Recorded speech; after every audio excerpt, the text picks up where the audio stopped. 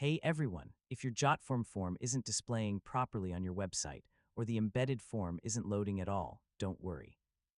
In this guide, I'll show you several simple fixes that can help solve common form embed issues.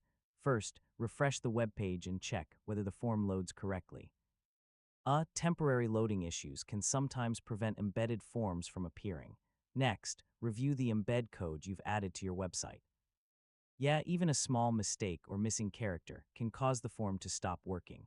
If the code looks correct but the form still isn't showing, try generating a new embed code from Jotform. I mean, replacing the existing code can fix hidden formatting problems. Another thing you can do is clear your browser cache and reload the page. You know, cached content can sometimes prevent recent changes from appearing. If you're using a website builder or content management system, certain plugins or browser extensions may interfere with embedded forms, so temporarily disabling them can help identify the cause. Some website security settings or content policies may block embedded content.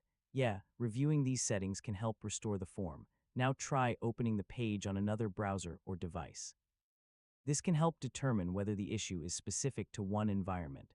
If the form still isn't displaying correctly, contact Jotform support or check their help center for additional guidance.